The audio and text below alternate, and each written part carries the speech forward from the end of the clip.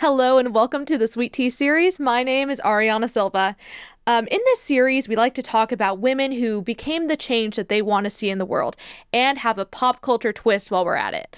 And today we're really getting into that twist. I would like to welcome to the show my guest, Chance Weldon. I can't help but notice that you're not a woman. Yeah, I've been told. So I've been told. But what we're talking about today, getting into that pop culture twist I was mentioning, is the Star Wars TV show Ahsoka that just aired its last episode. And unlike a lot of Disney TV shows that tend to be very woke and just don't lack the family values, I think that this got back to the original Star Wars themes that we're used to seeing and that you and I both know and love. So that's what we're going to get into today. But before we do, Chance, let's hear a little bit about you. So far, what we know is your name is Chance. You work here at the Yeah, foundation. you brought a dude on to talk about Star Wars, which is very on brand. No, I'm the director of litigation here at the foundation, which means that I sue the government for a living, the federal government, the local government, that violate people's constitutional rights. So are you the reason that we keep the government from becoming the empire? I try really, really hard. I like to think of myself as fighting the empire on a daily basis. But yeah, that's what I do here at the foundation. But today, we're not going to have your legal expertise really be the focus of it, but your Star Wars expertise is what we're going to be really utilizing today. So what we're like diving into the Ahsoka series. What was your audience reaction, I guess, with your first watch through? Well, I thought it was fun. I thought it was fun. I thought it's very well shot. It's a beautiful film, beautiful series. It looks better than a lot of the Star Wars stuff that we've seen in a while. But I think more than anything is the character development. I think that what you see in Ahsoka is characters that have arcs, characters that have motivations, characters that have struggle, and an emphasis on family, which is what Star Wars was always supposed to be about from the very beginning. And we're going to definitely be okay with getting into the nitty gritty, weird, nerdier stuff because I feel like if you're watching an episode about Star Wars, it's okay to need some background with that. One of the things that I didn't really notice until kind of towards the end of this series was that there were lots of women characters, but it wasn't being shoved down your throat in the same way I think the sequels tried to do that. And a lot of more modern Disney products really try to say, like, this is a female character. You have to like them because they're female. But this series didn't really do that. So what was it that you liked about the characters? They just seem like real characters. I think you nailed it when you were talking about that you don't notice almost that through the first two episodes. I think almost every character of significance is female. And it wasn't until someone brought it up to me that I even noticed because they're actually well-written characters. Right. And I think that, Star Wars fandom and Star Wars nerddom or whatever, we get a lot of grief for perhaps not liking some of the female characters in the sequel trilogy, but that's just because they were bad characters. They just weren't well written. Whereas here, whether it be Hera or Sabine or Ahsoka, you have characters that actually have motivation and character arc, and they're well acted and well played, and you never get that, you never lose that suspension of disbelief that someone's trying to force that on you at any point. But they weren't the only good characters in it too. One thing that I think what you saw in the sequels was in order to make Rey look really awesome, which they made her perfect to begin with, which didn't really work well, but they made all of the guys around her bad at what they were doing, or especially like the original people or the original characters who you came to know and love just turned into like bumbling idiots instead.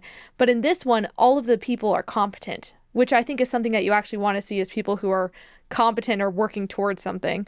So like, or even like the bad guys, like Balin was super strong character. His apprentice, Shin, right? Was her name? Hati, she stood out as another one that, they all just had desires and things that they were working for in a way that made sense. Yeah. Do we need like a spoilers warning at some point? I think we're going to have to. So spoiler, don't keep watching until you go watch Ahsoka. But I think it was worth watching. It's only 8 episodes. It's pretty short. It's very well done. It's well paced. But I think to your point, yeah, I mean, even the villains, some of the most interesting characters in the show, as you said, are Balin and Shin, his apprentice, and their interaction. You see their character growth. And I think to the other point that you made is, Ahsoka throughout, she fights Balin, who's the big bad throughout the first part of the series. And she doesn't have to overpower Balin or be better about to win or to move the plot along. She actually has to struggle. She actually has to grow. You see that with Sabine as well. Like Sabine makes bad choices, and those bad choices have consequences that allow her to move along as a character. I think that's what was really absent from the sequel trilogy that you're seeing here in the Ahsoka series. So let's talk about, I guess, the plot line of the show that we watched. What were the points that what worked in the show, and then we can get into some of the areas we would have wanted instead. So what worked, I guess. So I think what the series does from the very beginning is does a really good job of showing and not telling. So the first time you meet the two villains, Balin and Shin, his apprentice, you know that they're pretending to be Jedis, and they look kind of like Jedis. But you don't have to have someone on screen go, "Oh, that's Balin Skull. He's a dangerous mercenary." Within 5 seconds, you know that he didn't want to hurt the people on that plane, but then he does. And they take down the entire Star Destroyer. So within 5 minutes, you know that these people are bad news without them ever having to tell you about it. And I think that was a really cool way to open the series. I think it calls back to the entrance of Darth Vader, right? The first time you see Darth Vader in A New Hope, it's storming into a bridge, and you don't have to say, "That's a dangerous Sith Lord." Like, he's legit because he's got the giant black cape. And we're watching a show. You can show what what it is versus having to have someone say it. Yeah, and you see that, even the first time that you're introduced to Sabine. Now, I had watched all the animated series stuff because I'm super... Which you do have to for this, though. Yeah. That was, and I was okay with that fact. Like, they're part of the Star Wars lore, and I think that there were some of the best stories in Star Wars 2 come out of the animated stuff. So I'm very okay with the fact that they chose to use that. Yeah, it's like it exposes how nerdy I am, but I think some of my favorite Star Wars moments are actually from the animated series. So seeing those characters in live action were really cool. But yeah, I mean, like within a few minutes of meeting Sabine, they show you what her character is like, that she's rebellious, that she has, doubts about, whether she's done the right thing in other scenarios. So you see that character developing. And like I said, later on, you see her actually make mistakes and stuff. But I thought all of that just in the first 2 episodes, it really lays out without having to give you a big, long opening crawl or really long explanation scenes. You're already into the action within just a few minutes. I think it also showed how big of a threat Balin was. So I guess in the originals, we do have Darth Vader make that entrance. But the Darth Vader scene it reminded me more of was in Rogue One at the very end with Darth Vader. And so whenever you establish a character, just pummel through these guys with the same action lightsaber and just right at the beginning. I feel like that shows a lot of this guy.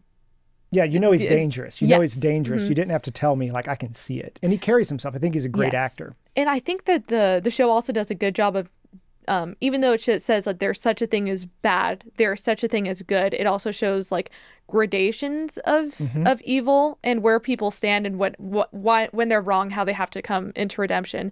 But for him, he's not as threatening as there's a part of him that's threatening because he's physically powerful. He does those bad things. Yeah. But there's also the portion of him that makes you realize, oh, he thinks that he's not that bad of a guy. He thinks that he has some virtue to him. But his apprentice might be more threatening because she doesn't have those questions. I think that's a really good point. So throughout all of Star Wars, one of the things that I've hated about more modern content is I think a lot of times to sometimes be subversive or maybe even sometimes be edgy. I know a lot of writers they like to pretend that there's not a real good or a real bad. They want your heroes to also be bad, or your villains maybe are actually the good guy, or maybe there is no truth. Star Wars doesn't work if that's the standard. The whole idea in Star Wars is that there is good and there is bad and there is good and there is evil, but all of your villains in Star Wars, with the exception of probably Palpatine, the Emperor, right, who's just like pure evil. I mean, even Darth Vader thought that he was doing something good, right? It was his attempt to save Padme or his attempt to like save his family that actually leads him down the path to the dark side. It's this idea that if you dabble in evil, like even just a little bit, it can be corrupting, even if you think you're doing it for the right reason. And I think you're right. You see that with Balin, who's the sort of big bad at the very beginning of the series, that he is not, almost immediately you realize he has other motivations. He doesn't want to hurt people for its own sake. He thinks he's doing something good. Whereas, his apprentice seems a little bit perhaps darker than he is. She comes from a darker place. Well, she had a red lightsaber too, right? As opposed to his orange, or was hers also orangey as well? I think they're both orange, but I've But heard hers people is say more, that. it looks more red to me, especially next to his, but Yeah, but I think it's really cool because I think it tells this story of he was, to give people who don't know, since we're just talking as if everyone's seen right, the fair. series, right? But at the beginning of the show, we know that he was once a Jedi. And so he was raised with these views about good and evil and light and darkness. And for whatever reason, he became disenchanted with the Order.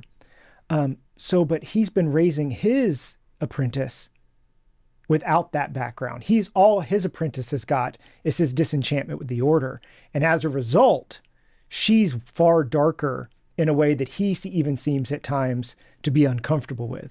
And it right? shows that corruption of evil. It doesn't stop with you. Right. It goes out from there. And I think what the show also does then is establish the threat of that happening to both Sabine and Ahsoka at the beginning, but Sabine especially later on. So we don't even know if she's regretted her decision to go threaten the entire world to go potentially save Ezra. Yeah. I think that calls back to the original prequel trilogy. The way that Anakin eventually becomes Darth Vader is he wanted to save someone that he loved. Right. And the dark side tempts Sabine the same way, that she has a chance to perhaps go find Ezra, which is her old friend, goes back to this theme of family that Star Wars was always about. Family. She views Ezra as family. But in order to do so, she has to give basically a weapon of enormous power to the bad guys. To basically reintroduce the real big bad, who is Admiral Thrawn in this series, for those who don't know, back into the galaxy, in order for a chance to go save her friends. If she were a real sort of Mary Sue, someone who didn't have flaws, she would have never done this, right? But she potentially sacrifices the galaxy to go save her friend. And you're right, it is unclear whether or not she regrets it yet, but there's certainly consequences to that. Mm-hmm. Right. And so it really, again, it just highlights the light, dark, and the original philosophy of what Star Wars was, what we both think was intended to be. Yeah. So those were the pieces we liked, was like that character development. And then what did you think about Ahsoka's character development from becoming what the internet now calls Ahsoka the White, and following the Lord of the Rings stuff? So Ahsoka is, I think at this point, maybe the most beloved character in Star Wars, next to Luke Skywalker, and maybe next to Darth Vader, because Darth Vader's just cool. He was my favorite. It was terrible. I grew up loving both him and Anakin, but wanting redemption for him, I guess. Right. The originals. And so like Ahsoka, when you meet her in the animated series, she's this very annoying kid.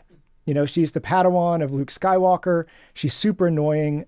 People actually hated her. And by the end of Clone Wars and into Rebels, she's like everyone's favorite character because we've seen her progress and learn. She was Anakin's Padawan, Anakin's apprentice. And you see her just grow into a Jedi. But she has conflict, right? Because the Jedi Order betrays her. She has to leave. And that's where we find her now in the Ahsoka series, this sort of lone mercenary who doesn't quite believe in the Jedi ways, but she's trying to do right in the world.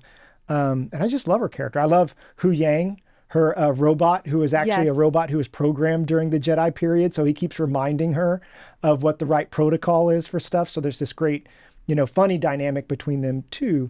But I will say, just as a side note, I think Hu Yang in a lot of ways makes Ahsoka sort of a conservative series, if you think about what conservatism is, because Hu Yang is actually still remains committed to the old principles of the Jedi Order. He actually thinks it's important that you have a Padawan and that you stick together. He thinks that it's important that you do certain things so you don't endanger civilians. Every time that Ahsoka wants to break these rules, he keeps reminding her, well, the Jedi didn't do this. And she's like, well, I'm not a Jedi. And he's like, but he doesn't ever stop reminding her. Right. And that this is actually the protocol. Yeah. Mm-hmm. And I think that there's the fact that he's always been right so far, like every time, it not only is it funny, for example, when he tells Sabine that she's the worst Jedi in the history of 500 years of Jedi, right, but that he's always been right. Whenever he said, you have to stick together.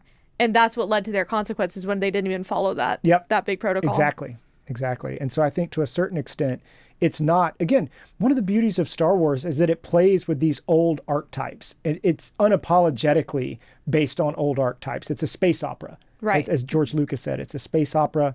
It's about family. And it doesn't try to be sort of deconstructionist with these archetypes. It leans into them. And in that sense, it's a very conservative series. And I think Ahsoka does that better than a lot of the more recent content. It also highlights, even in the prequels, I guess, the breakdown of, you see like the breakdown of their government whenever you start cutting corners Yep. and like giving powers to an authoritarian person, right? Like you like follow into that. And then I guess in the you see the degradation of the Jedi Order, even what leads to like the Empire being able to take over as well. So I guess that in a way that Star Wars, I not until right now I'm realizing like, oh yeah, there's a lot of these conservative principles that can be applied to that. Yeah. Are you saying that we're Jedi because we fight bureaucracy? Is that how it? Well, I'm saying that people are becoming more well, I guess we see the corruption of the Jedi because they start becoming just another wing of the state in the originals. And so there are one thing that I do also like about Star Wars is that they're it's kind of critical sometimes of the Jedi ways that have Yeah. lost their traditions. I think the beauty of it, and I think this actually comes back to, I think we've talked about this before when we were nerding out on this stuff, but George Lucas, I believe, one of his parents was raised within the Methodist Church and one of his parents was a Buddhist. And you sort of see this conflict when you think about the way the Jedi interact. And some of the redemption arcs are very deeply Christian, but he has this inherent distrust of accumulated power. And it's sort of this idea that like bureaucracy is corrupting of its own sake, and also that even someone with the best intentions, when granted power, becomes corrupted by that power over time. Right. And you see that all throughout Star Wars. And I think it's again, because Star Wars doesn't mind leaning into these archetypes, I think we can take those archetypes and apply them to life. It's exactly what we see with government and government overreach. Right. Wow, I love that we did get to apply some of the legal knowledge to this too. I'm going to make it about suing bureaucrats at some point. You should, as you rightly should. So we talked about the things that we did like, the character development.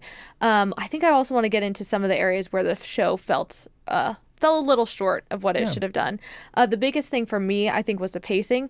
So it was about maybe 8 hours, well, plus, right, because they had the first one was a little bit longer, but you had that long, and I felt like not enough stuff happened within that amount of time. So the pacing felt a little bit awkward, and it felt like they could have had another story arc within I think the amount of time. So I think that episodes 1 through 5, I thought the pacing, I know you thought sometimes it was a little slow like in episode 2, but I thought episodes 1 through 5 were very well done. And then it was almost like they ran out of time to get what they wanted. So it's almost like if you were writing on your last piece of notebook paper and then you start like as you get it to the bottom, Super small, no spaces. Super small, no spaces. Now you're all over in the margins. And I think that's what 6, 7, 8 sort of felt like, that they didn't have time to do the pacing right. So if you think about it, the slowness in the front end made the back end, I think, a little bit more crammed, but I would just like more episodes, honestly. Yeah, I felt like either a 9 or 10. 9 would have been, I guess, awkward. They just didn't want to have 9 episodes, but it felt like it needed one more something in the middle to bridge stuff. Because part of one of the things that fell off was all the stuff that was happening with Hera over there just felt like it was left empty versus leading to any real thing that's going to get impacted this specific season. I think it'll impact the next season, but that storyline, I think, fell off. Can we pause for a minute to talk about how cool the treatment of Hera's character is? That she's this like awesome pilot. She's very good at her job, but she's also very much a mom, right? Yes. She's very much a mom, and like she's always been, even in Rebels, before she had her own kid, she was kind of a mom. Well, people call her online Mama Hera. Whenever I saw her and she came on screen, I think I verbally said, "Oh, it's Mama Hera." Yeah. And so she gets to be this like remarkable, strong, intricate character, but like a deeply feminine character. She has that solid mom energy. But I don't think that takes away. I think it actually gives her superpower. And I think it shows how she just tackles obstacles different. Yes. So whenever in the animated series, for example, she was very concerned with making sure that everyone was going to come back at the end of the day. Yeah. And so whenever she thought of things, she took different sacrifices a little bit. She was a little bit more cautious with what she was doing. But that made her a good general. She cared about the people that were working for her. And I think that's part of what actually helped the Rebels movement. Oh, yeah. And there's that great line from Hu Yang. He says, "You care about people. That's why they like you." Right? Yep. And I think that's true. I think that's why she's a really cool character. But I realized we hadn't talked about her yet. So she did really well. And then watching her now like both do her job while have a son, it kind of reminded me of just what my mom was raised like. She worked and is an optometrist, but then she definitely took time to make sure she had time for us. And Yeah. Yeah. No, my mom was the same way. She went back to work whenever I was in junior high. And so for my whole junior high and high school life, it was my mom was going to work and coming home and taking care of us, making sure that she came to all my football games and stuff, Right. and solid busy mom energy. Yeah, but it is a weird thing now how so many women feel like they need to sacrifice family and stuff for the sake of themselves, when really what makes Hera a better character is the fact that she has that motherly instinct. Like her femininity is what makes Yeah. her good. And I think that speaks to something we touched on earlier, is that like the great female characters that you see in Rebels and the great female Right. characters that you see in Ahsoka don't try to be a weird caricature of a dude in order to be powerful, Right. right? Their superpowers are their power comes from somewhere different. And I think that's really cool, which is it doesn't create this suspension of disbelief. It actually makes them a deeper, more understandable character that isn't just a caricature of a man. I think earlier Disney films understood that really well. So the animated, did you watch like the Disney animated stuff at all, or like any of those earlier I'm a Disney films child and of stuff? the 80s and 90s, so like I've seen a lot of Disney flicks. Okay, but so like Mulan, for instance, did you yeah. ever watch the original one? Yes. I didn't watch the new one. Did you watch I've that? not seen the new one. So I've watched reviews and stuff of it, but what really worked in the original one for me was Mulan wasn't this great warrior who was like just automatically good at fighting. What she was someone who said, I don't want my dad to go die in this, and I'm not the most strong person in the world, but I am brave and I'm going to go try. And she fails and fails, but what leads to her succeeding in the end is the fact that she's persistent. She is willing to sacrifice, or like she's smart, and Yeah. she's able to use that to overcome the fact that she's not going to be able to physically overpower the Huns, right? Yeah. But those are the things that end up letting her save her family and, in the end of it, all Yeah. of China. But I think that's what older Disney films understood and did really well. And then you contrast with stuff like, what was it, Captain Marvel, the new She-Hulk stuff, and then the Star Wars sequels. Yeah. I think that they misunderstand what made women characters really good, Well, or yeah. like the heroine really good. Well, I think they misunderstand what makes any character really good. I mean, so Rey in the sequel trilogy, she immediately in the first episode beats Kylo Ren. Like Luke Skywalker didn't beat Darth Vader the first time they fought; he got his hand chopped off. Right. And you And she didn't leave scraped either. Yeah. And you see that, for example, in Ahsoka does a much better job about this. That, Ahsoka doesn't overpower Baylan Skoll. She outsmarts him. Sabine doesn't do the right thing the first time she gets a chance. She, as a matter of fact, the first time she fights anyone, she loses. And I think that's good character development. I joke a lot about this, and I've brought it up before.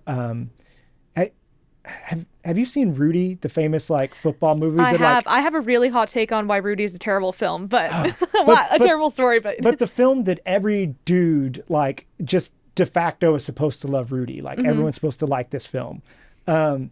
Rudy sucks at football, right? Like that is like he's not good. If Rudy were good at football, the whole story wouldn't make sense. The reason that he's an endearing character and that you actually care about what happens is because his endearing qualities are persistence and, hope and faith. And he has to overcome the fact that he sucks as an athlete. Right. And so this idea that in order to be powerful, you have to be the best at everything, I think really takes away from the ability to make real good characters and to give characters that we actually care about. And it says something. It's weird, like what it values. It's saying that what's most valuable is to be the most physically strong, and it undermines anything else, like you were saying, like persistence or having virtue, for Yeah. example. And and I think that that's something that really makes a good hero a good hero. Yeah, fun fact, the Rocky movie, the first one. The other I one, actually haven't seen the Rocky movies. the first one's actually decent as far as films go. I mean, the Okay. boxing scenes, they're awful. But, but the whole idea, people forget in the first Rocky film, Rocky loses. Spoilers. Like, Rocky loses. He doesn't win. Like, the whole movie, in a classic 1970s movie style, like, is this sort of hero's journey where he trains and he remakes his life, but he still loses because he's not as talented as the other guy. That's why he was an opponent, not a world champion. And so I think that like the inability to allow characters to be human, right? I think makes for bad characters, but that doesn't mean you can't allow characters to be good. So I think it's more important that your characters show virtue, and virtue is shown through adversity And when you Right. take away that adversity from the character, you don't give them an opportunity to show virtue.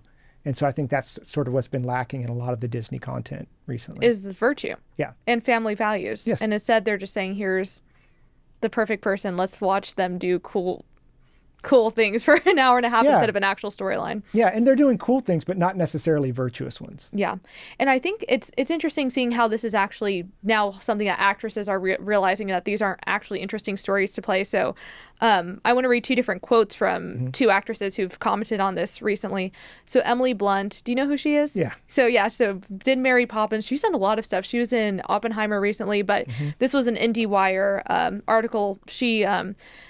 They wrote, this is a quote from her. She said, "It's the worst thing ever when you open a script and read the words strong female lead," Blunt told the Telegraph.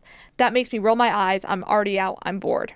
So she's done with that. And then Amelia Clark, who was actually in the Solo film, and this was around the time when she was in that movie, she said that she didn't like the phrase strong female women and thought that it was sexist. And she says that it's it's really senseless to say. And she quoted saying, "If it's not strong, what is it? Are you telling me there's another option? There's a weak option? You think a lead in a movie is going to be a weak woman? It just doesn't even bear having a conversation." And I think that's a really good point. Like, why... I think it's also limiting what kind of female characters we're showing on screen. Well, I agree with you, but it presupposes that allowing for failure means weakness. Right. Right. I think that's a bad virtue to teach people. All of our heroes, all of our people throughout history that have achieved anything great, it's because they had to fail and fail and fail, and through failure learn. And that's like where virtue is tested and honed and becomes something really cool. And to say that our characters, in order to be strong, can't have frailty means to say that our characters can't be human, which makes them boring. It makes them robots. And I can't think of any... I take that back. So when we have enjoyed those characters in film, it's been tongue in cheek. So for example, James Bond, before the new series, but the old like Sean Connery version of James Bond, he wasn't supposed to be a realistic view of masculinity. It was supposed to be tongue in cheek funny how ridiculously over the top he was. Right. Right. That's why Austin. So everyone was in on the joke, basically. Everyone was in on the joke. You kind of like roll your eyes and recognize that that's not a real character. Because if you tried to pass that off as a real character, which by the way is kind of my grievance with the new Bond films, is when you try and pass that off as a real character, it affects my suspension of disbelief. It becomes silly. I think he's a silly character and a boring character. Whereas whenever everyone's in on the joke, it's kind of fun because you'd realize he's not a real person. Right.